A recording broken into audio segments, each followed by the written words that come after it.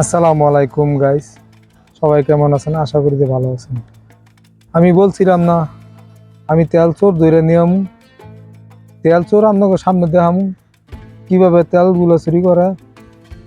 ওই যে একটা ডাব্বা আছে না, ডাব্বার নিচে দিয়ে দেখবেন বহুত গাড়তি আছে। এটা মানে নিচে দিয়ে বহুত উর্ফের দিকে থাকে, বহুত নিচে দিয়ে বহুত খালি। এই তেল চোরগুলো ওজনও তেল চুরি করে।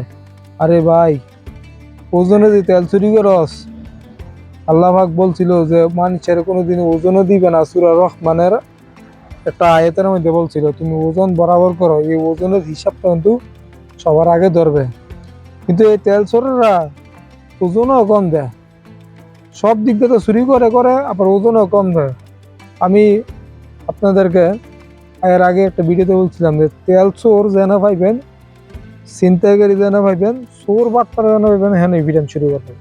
এগুলোর কোনো দয়া মেয়া নাই। ওকে, এটির প্রতি কোনো দয়া মেয়া রাখবেন না। এই চোর বাটপাররা দেশের জন্য একটা কিলিন হাত, একটা কিট।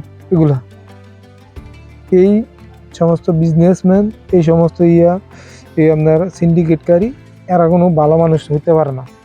ওকে, আমি আজকে তেল চুরির নমুনাটা দেখাইছি, কিভাবে তেল চুরি করে। পিকচারটা তো সামনে আসুই, আপনারা টেনশন করেন না, আরো আছে, এগুলো আরো বার করে দেবো চাইলে। সবাই ভালো থাকবেন, বেশি বেশি দোয়া করবেন আমার জন্য।